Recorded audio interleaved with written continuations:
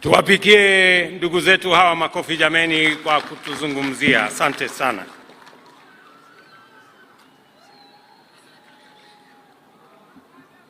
"60 years ago, on a day like this, Kenya took its final step of the freedom struggle to become a sovereign republic.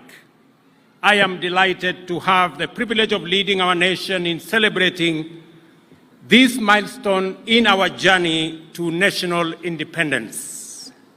According to the vision of our forefathers who fought for this country's freedom, independence was intended to bestow on us the gift of political as well as economic self-determination.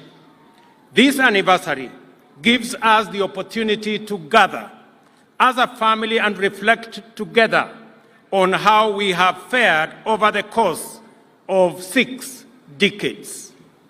It is clear that we have made undeniable progress on many fronts, and as a result, our nation has come a long way in the right direction.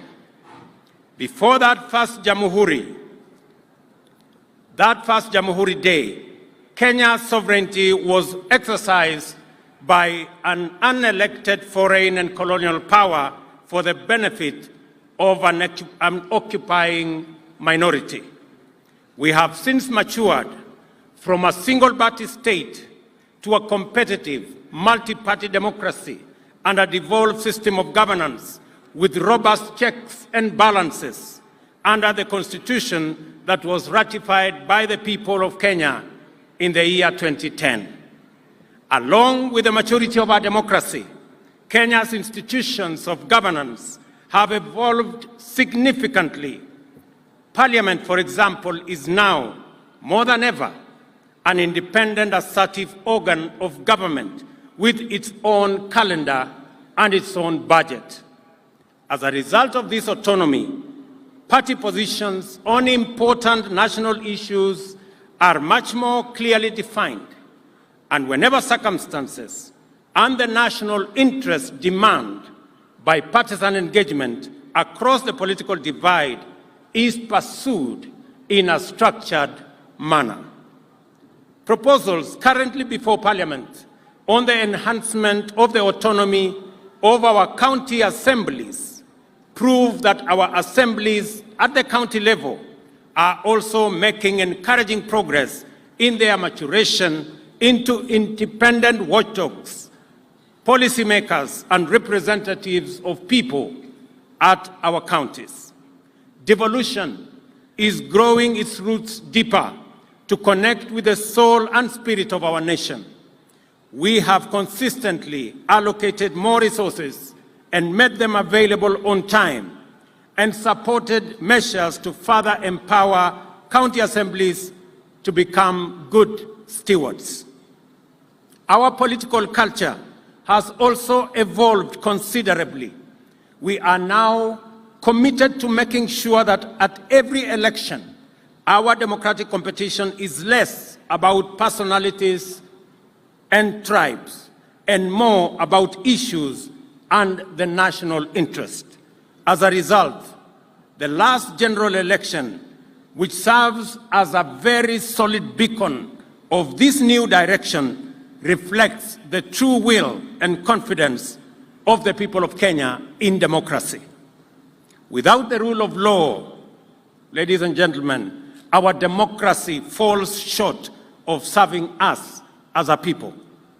The judiciary, which is our nation's foremost anchor of the rule of law, continues to grow in its capacity to authoritatively discharge its constitutional mandate and make justice a right of every Kenyan.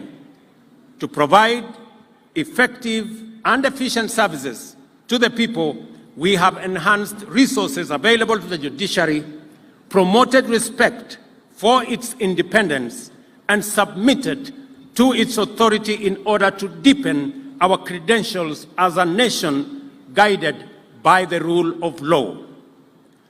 To complete this framework of institutions designed to safeguard and promote constitutionalism and the rule of law, Our constitutional commissions and independent officers have evolved to discharge their mandate in accordance with the Constitution and in the most constructive manner in support of good governance.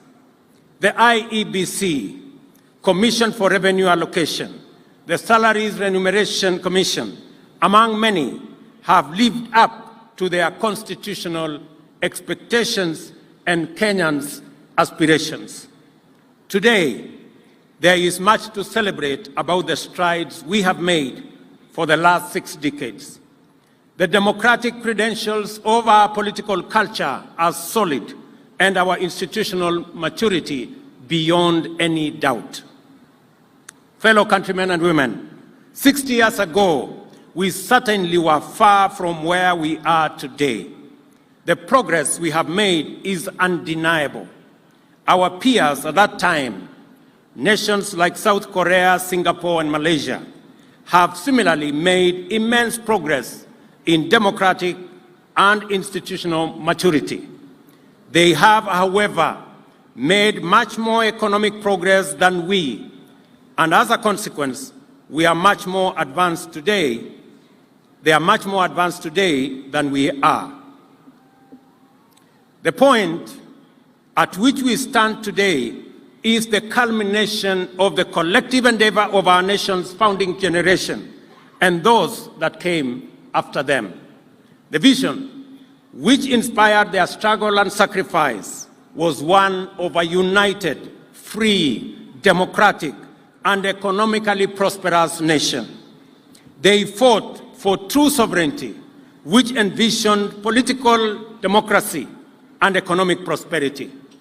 Our forefathers made huge sacrifices to win for Kenya the freedom we celebrate today, and the generations that followed have made their contributions progressively to bring our state, society, and economy to what it is presently. We gather today to express our gratitude, celebrate their legacy, and contemplate our contribution to accelerating future progress.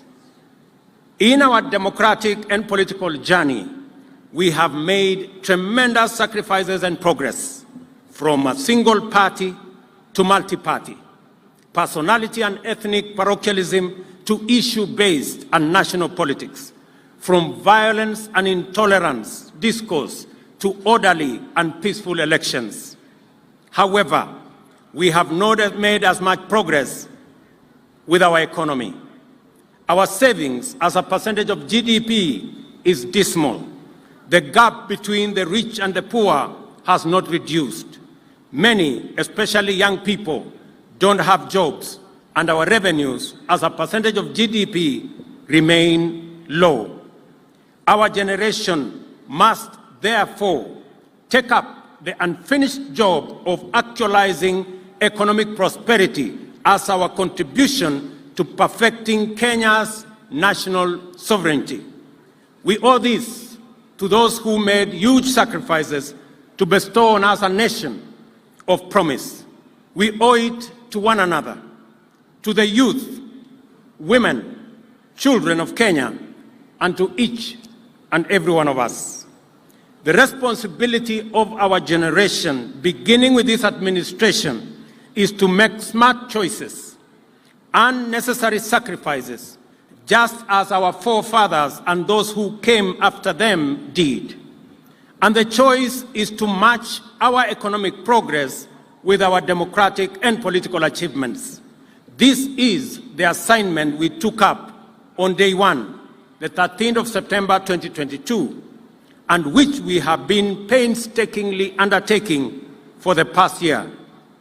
Our focus has been firmly about the ways and means to transform our economy, making the right decisions, necessary sacrifices, and smart choices to set Kenya on a path of economic renaissance.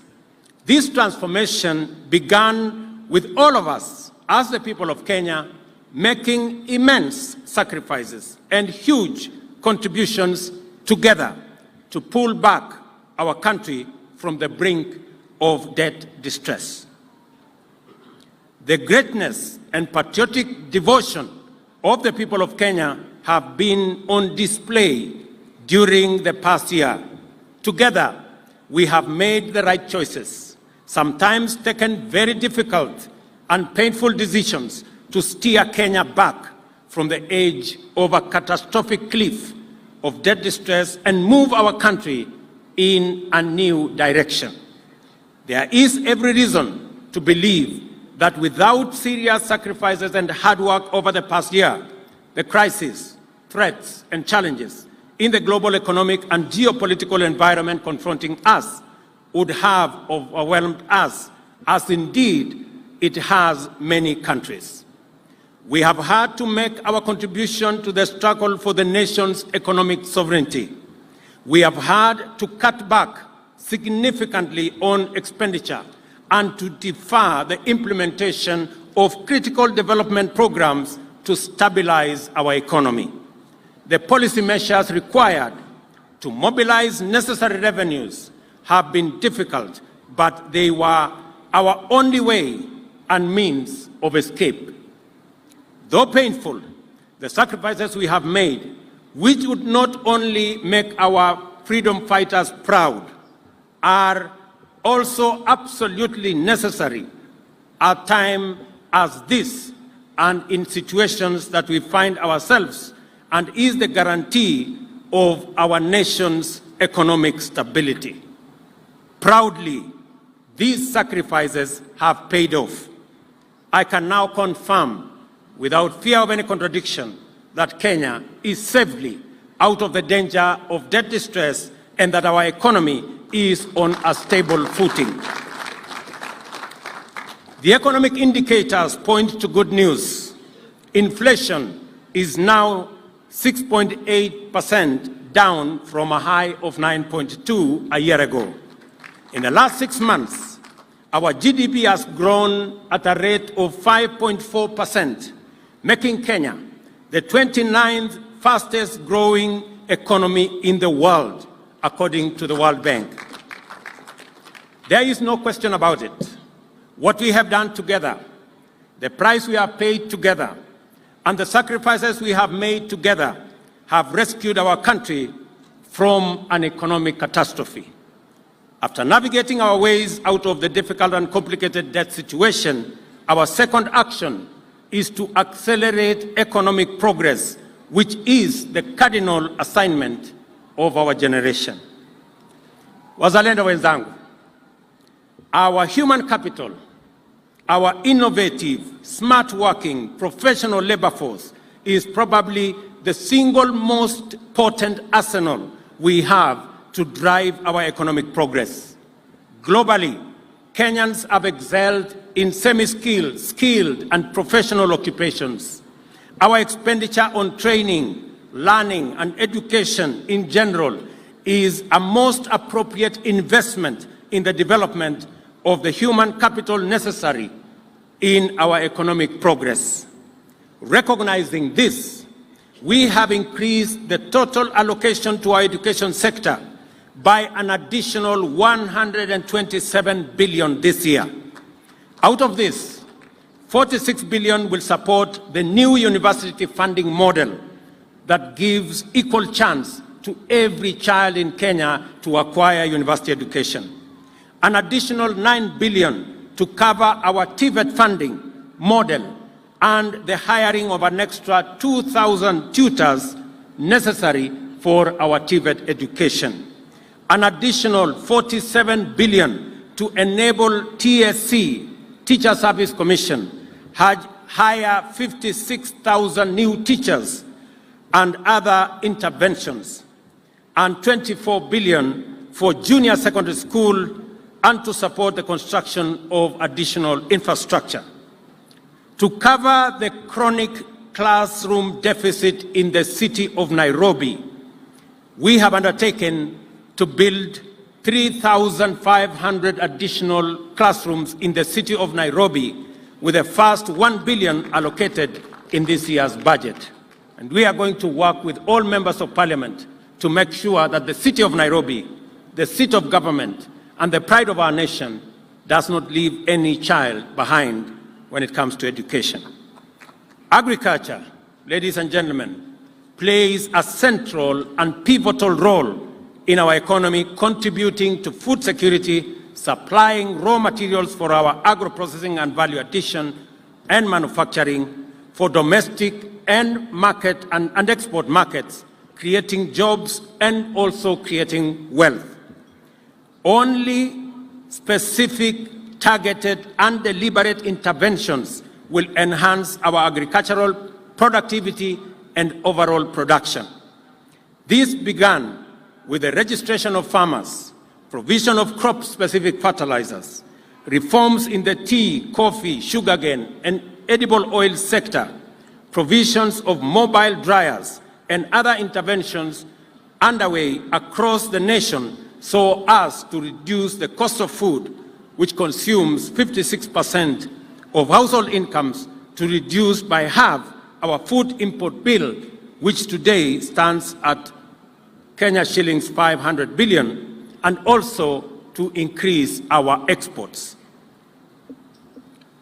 Further, 400 fresh produce markets, including 20 in the city of Nairobi, 47 county aggregation industrial parks, as well as 6 special economic zones, are under various stages of implementation to enhance value addition, agro-processing, and manufacturing, and also to stimulate economic growth in every part of Kenya.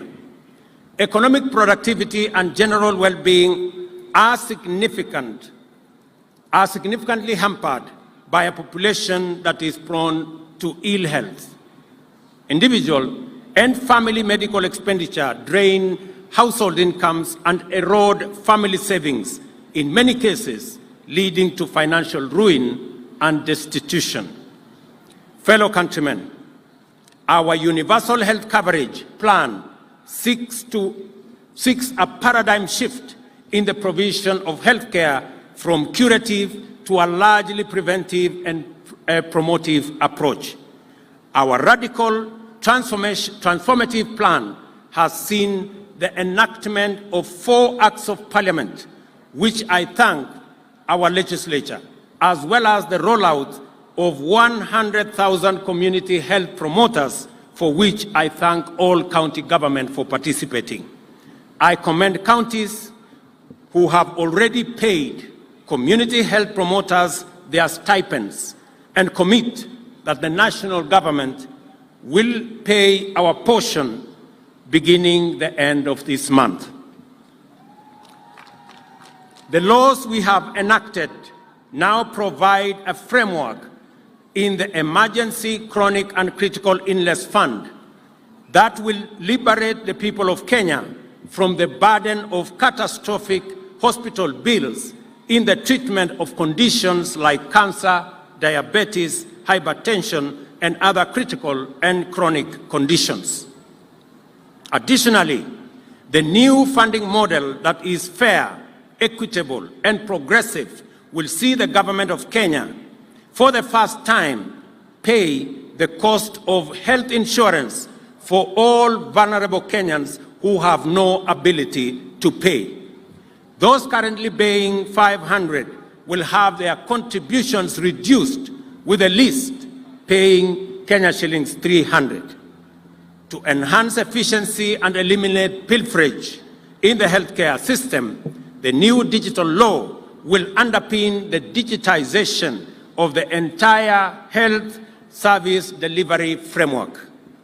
While empirical evidence, ladies and gentlemen, shows us that economic growth has the potential to create jobs, and the measures enumerated above will create opportunities for employment, these interventions on their own will not create the kind and scale of employment needed to deal with unemployment in Kenya today. For employment and job creation to be at the scale necessary to make a significant dent on our unemployment status, and deal effectively with prevailing challenges, Our interventions must be ambitious and systematic, consistent and intentional, as well as deliberate and progressive. Kenyans, our housing program is fundamentally a massive, deliberate and systematic job creation mechanism. Apart from the thousands of direct employment opportunities in construction and associated services, the housing scheme directly supports the formal and informal manufacturing of materials, fixtures, fittings, and accessories required in construction. Those employed range from architects, engineers, quantity surveyors, site workers, artisans, fabricators, electricians, plumbers, and many more. The housing program is a bottom-up job creator. There are 33 active housing development sites already employing 120,000 people in various parts of the country. Another 31 sites are undergoing evaluation to begin construction next month. Other sites in various stages of design across the country. By next year, the entire country, in our estimation, will be a bustling construction site with housing projects proceeding in every county and every constituency. Our strategic focus is to construct hundreds of thousands of housing units while creating millions of jobs across Kenya. Remember, South Korea, Singapore, and Malaysia undertook these major housing works some 40 years ago, and that is why their economies, among many other factors, are ahead of us. Yesterday, ladies and gentlemen, I signed into law amendments to the National Government County Constituency Development Fund Act, which set out a framework to anchor the development of ICT hubs in each of the 1,450 wards in the country. I salute members of Parliament for the partnership to expand our digital superhighway infrastructure to provide training opportunities and create thousands of digital job opportunities for young people across Kenya. We are also rolling out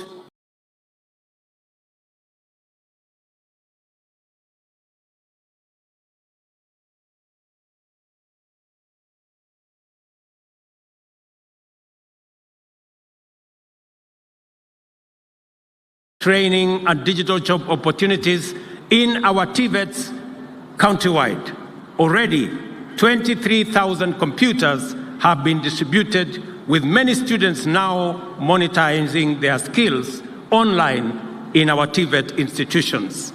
We are also in discussion with county governments to jointly expand vocational training centers to accommodate ICT hub infrastructure so as to enhance the digital jobs footprint across Kenya. The digital job ecosystem, ladies and gentlemen, we are building is an intentional, dynamic, and innovative mechanism to create jobs in the technology and digital space. We have dedicated specific attention to infrastructure development to promote connectivity through a nationwide network of transport and communication infrastructure, actualize the constitutional right to clean and safe water in adequate quantities as enshrined in the Article 43 of the Constitution, and connect all Kenyans to electricity across the country. On Jamhuri Day last year, I announced a grand plan to transform Kenyan sports and creatives into a significant industry to expand livelihoods opportunities for our youth through the government flagship Talanta Hela initiative, which we officially unveiled in June this year. Our sportsmen and women continue to make our country proud. With their conquest far and wide. Our women volleyball, and men's rugby teams have qualified for the Paris Olympics in 2024. Our athletes continue to excel at various global events, as is well exemplified by the shining performance in the long and middle distance races. Today, I have conferred upon our world-beating athlete, Faith Kipyegon, the rank and status of Elder of the Order of the Golden Heart, the highest honor our country awards its citizens who illuminate the path of excellence. She has earned her place at the very top, from running barefoot to breaking 2 world records within a year, is the ultimate stage of heroism. Faith's journey is an inspiration to all our young and aspiring athletes. I equally salute Ferdinando Manyala, Mary Mora, Kevin Kiptum, Emmanuel Wanyonyi, Faith Cherotich, who have also registered their presence in the world stage, and they too will be fitted. This administration has also taken deliberate steps to build and invest in the creative economy. First, the famous Grammy Awards have a partnership with us, and starting January, the Innovation Studios of Hollywood have agreed to begin of curriculum education-sponsored coding program in primary and secondary schools to reach 4 million learners. The partnership will also train 42,000 teachers. I have good news for our creatives and those who imagine and produce content through Facebook and Instagram. Just yesterday, Meta committed to helping creators in Kenya earn money for crafting original content. Following a pilot program with eligible creators in the country, Meta will be expanding monetization opportunities and allowing more creators to earn a living doing what they love. Kenya possesses impressive credentials as a source of highly professional human capital with highly educated, trained, skilled, and dynamic young people. We have systematically and intentionally negotiated separate bilateral agreements with countries in the Middle East, Europe, and the Americas to connect our skilled workforce with opportunities globally. This will provide exposure to thousands of Kenyans to work in international organizations, engage in global assignments, and monetize their skills and talents as they enhance their incomes and personal development. Millions of Kenyans already working abroad have been great ambassadors for our country and have made huge contributions through their remittances to the development of Kenya. Ndugu wa Kenya, Kenya remains committed to driving climate action, and I am proud that we can play a significant role shaping the climate agenda on the continent.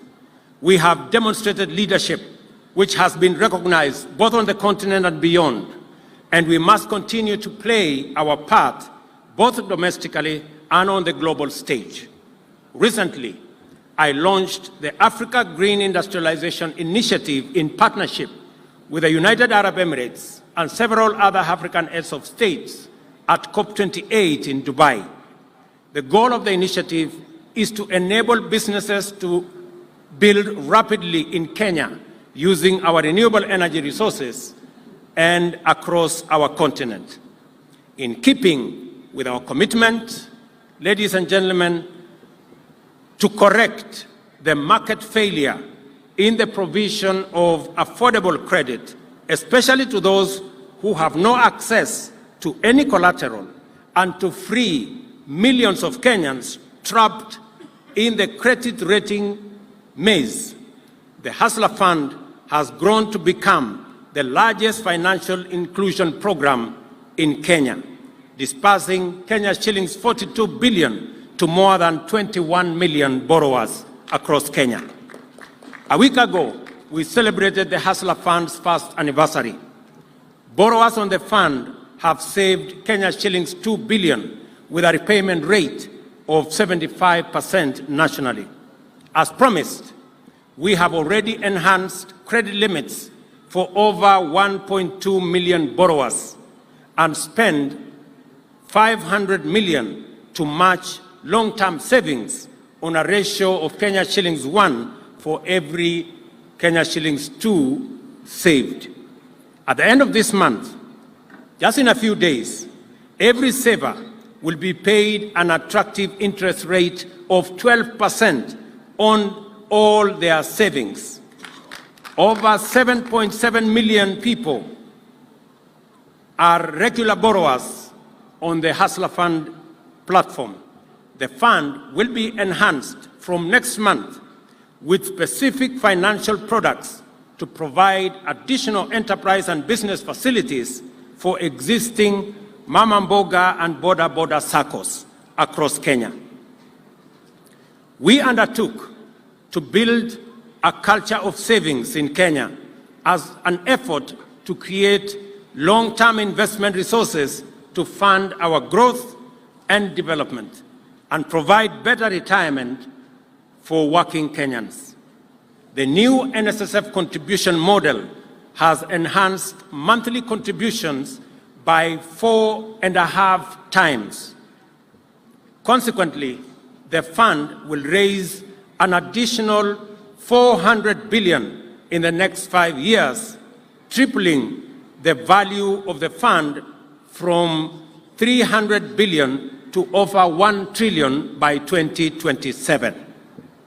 Furthermore, our countrymen and women no longer have to wait for over 3 months to receive their retirement benefits. Owing to the digitization and automation, NSSF benefit processing turnaround time has improved significantly from an average of 82 days to 10 days, and with a further reduction envisaged in processing period to come down to 1 day by next year.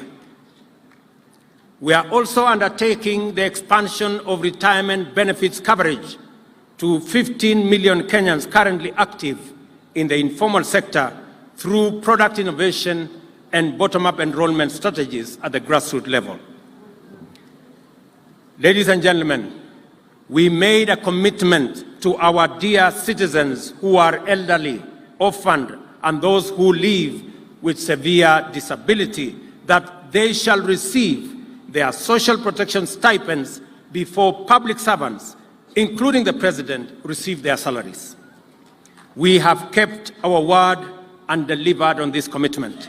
Consequently, all the 1,200,000 eligible beneficiaries now receive their stipends on time before we are all paid as public servants. We have, however, allocated an additional 2 billion shillings for newly enrolled beneficiaries who are undergoing verification at the moment, and we will begin to disburse their stipends by 1st March next year. This program has had challenges with the beneficiaries traveling long distances and spending considerable portions of their stipend on logistics. Working with Safaricom, we have structured a new delivery mechanism for all our stipend-earning beneficiaries to receive their stipends from M-Pesa agents in their localities. Orphans and persons living with severe disability will begin using this new mechanism this month in a few days. The elderly will, however, start in January because the process is being finalized. I commend Safaricom for demonstrating corporate patriotism and providing this service free of charge. Ndugu wa Kenya, Kenyans are doing their part to support the effort to stabilize and grow our economy. Their sacrifices and contributions are essential and must be honored. We are therefore taking strong measures to ensure that all public resources are administered transparently, efficiently, and in a secure manner. One of our best interventions is the use of digital technology and the migration of all government services and revenue collection to a single pay bill. Since this measure was implemented, we have witnessed a significant rise in total revenues collected. Besides enhancing revenue collection, digitization has eliminated revenue leakage through corruption and theft. It is most important that we sustain this progress in promoting integrity, transparency, and efficiency in resource management. And for this reason, I direct that all agencies observe the December 31st deadline to finalize the migration to e-Citizen platform.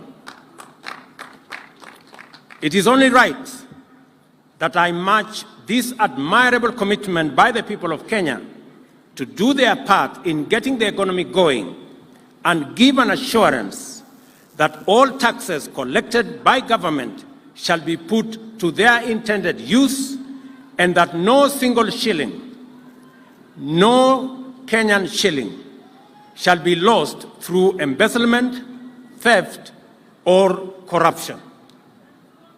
I urge our justice, law, and order institutions, led by the judiciary and the anti-corruption agencies, to discharge their mandate without fear, favor, ill will, or prejudice. I also give my personal undertaking to support the timely prosecution of all those involved in corruption without regard to their social, economic, ethnic, political status, or connection, or any other consideration whatsoever. This is the minimum that is expected of us in fulfillment of our constitutional mandate, and Kenyans deserve no less.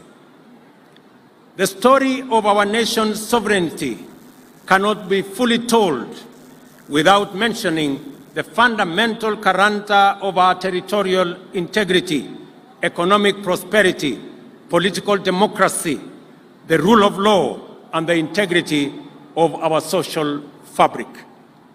Our national security apparatus have remained a strong shield against terrorism, crime, and insecurity. As we continue to invest resources into the security sector, we continue to expect continuous improvement in its overall capacity to keep our nation's boundaries inviolable, our people's lives and property safe and secure. I cannot forget the public service. Every member of our civil service has been entrusted with a rare opportunity to make their unique contribution to national transformation. As such, they are at a most advantageous position to demonstrate our national values and principles of governance for the benefit of all Kenyans. Today, I appreciate you for being loyal servants, dependable professionals, and true patriots, and urge you to do more as our people's partners in the transformation of Kenya. Much has been given to you by the people of Kenya, and therefore, much more is expected of you.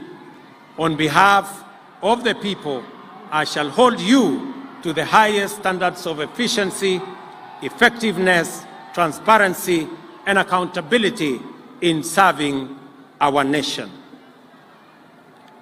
Ladies and gentlemen, infrastructure development is a critical enabler for transformation of agriculture, delivery of health, job creation, and overall economic growth. As a result, our investment in road and rail network, electricity generation and connection, and water harvesting, storage, and reticulation continue to be a critical component of our development strategy. A comprehensive multi-year plan is progressively being implemented to support the overall socio-economic development of the country. Our world, ladies and gentlemen, our world and the good in it belongs to those who are not shy to embrace globalization. Kenyans have shown time and again that we are not afraid of the world beyond our borders. We venture abroad fearlessly and warmly welcome our visitors from near and far. This is not by accident. The scientific history account of early humanity is told by various archaeological sites in our country. In short, we are the first home of all humanity, and we joyfully embrace our ancestral task of welcoming humanity home. That Kenya is the home of humanity is a scientific fact that fills us with pride and underscores our rich heritage. It is with great pleasure, as President of this extraordinary country, to make a historic announcement of the decision of the government of Kenya. Beginning January 2024, Kenya will be a visa-free country. It shall no longer be necessary for any person from any corner of the globe to carry the burden of applying for a visa to come to Kenya. To echo the call of the Turkana people to the world, Tobongu Lore, a simple message to humanity: welcome home. This is why the government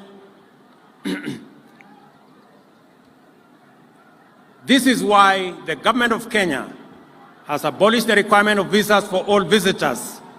To implement this new policy, we have developed a digital platform to ensure that all travelers to Kenya are identified in advance on an electronic platform.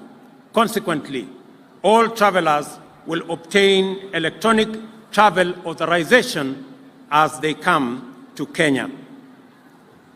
Ladies and gentlemen, I have set out an account clearly showing that although much remains to be done to bring economic progress up to the level of our political maturity and to transform our economy to the ranks of our historical peers globally, we nevertheless have real cause to celebrate the contributions made by each one of us to the collective national endeavor in keeping with the aspirations of the brave and indomitable patriots who set us on this path to national glory. We must now go forth with greater resolve, inspired by the heroic achievements of those who came before us, affirmed by the confidence that our work matters for increasing our heritage and glory, encouraged by the progress we are making, and determined to accomplish our generation's solemn obligation to make this nation a true Jamhuri of people, free, prosperous, secure, and democratic. Ladies and gentlemen, I conclude by thanking all Kenyans, Wakenya wote walioshiriki pamoja na sisi kuhakikisha ya kwamba muda mgumu ambao tumekuwa nayo, sote tumeungana, tumeshirikiana na kila mtu amefanya sehemu yake kuhakikisha kwamba Kenya inasonga mbele. Pia vile nimetangaza hapa, wale wazee, wale watu wanaoishi na ulemavu, na pia wale watoto wetu ambao ni orphans. Tumesema ya kwamba wamekuwa wakihangaika siku nyingi kwenda kutafuta pesa ya cash transfer. Sasa tumebadilisha sera na pesa zao za cash transfer itapatikana katika kijiji yao. Hawatasafiri tena ama kuhangaika kusafiri safari mrefu kutafuta stipends zao. Vile vile tumekubaliana ya kwamba kwa mara ya kwanza serikali ya Kenya italipia wale hawana uwezo ili wawe na bima ya afya ya NHIF, so that kila Mkenya awe na bima ya afya. Na tumekubaliana vile vile ya kwamba funding model mpya ama mpango wetu mpya wa kulipa pesa ya bima ya afya sasa itawawezesha wale wamekuwa wakilipa shilingi 500, pia tutawapunguzia ije shilingi 300, ndio tuhakikishe kwamba kila Mkenya ako na bima ya afya.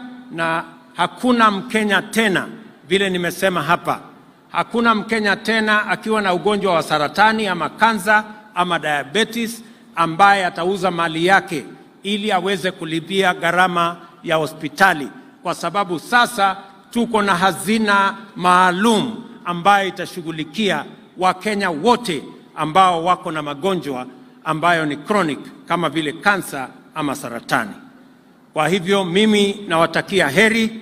I take this very early opportunity to wish every Kenyan and all our friends near and far a Merry Christmas and a prosperous 2024. Asanteni sana. Thank you very much. God bless you. Mungu wabariki sana. Thank you. Kwa heshima naomba sote tusimame kwa wimbo wa taifa na wimbo wa Jumuiya ya Afrika Mashariki.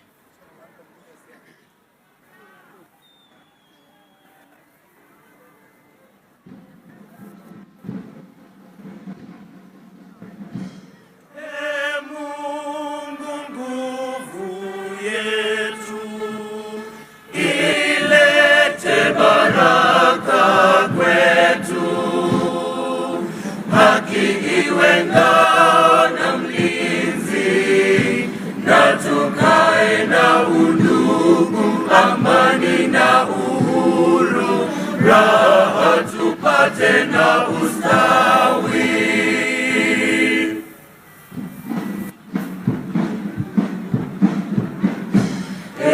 Mungu twaomba uilinde Jamhuri ya Afrika Mashariki, tuwezeshe kuishi kwa amani, tutimize na malengo yetu. Jumuiya yetu sote tuilinde, tuwajibike, tuimarike.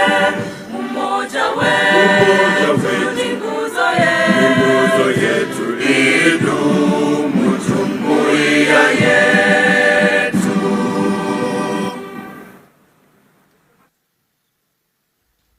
Niombe tuweze kutulia. Mwenzangu Mike Gitone atupe itifaki ya kufumukana mahali hapa. Wako Gitone. Nitaomba sote viongozi tafadhali tutulie kwenye jukwaa ili tuweze kuelekezwa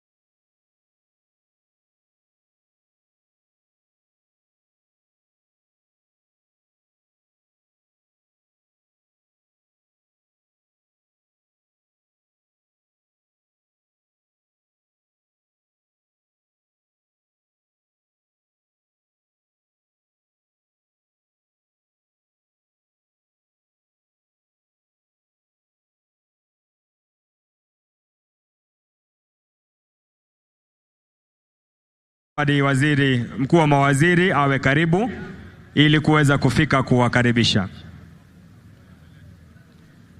Nirudie tena wale wengine, msafara wa magari yetu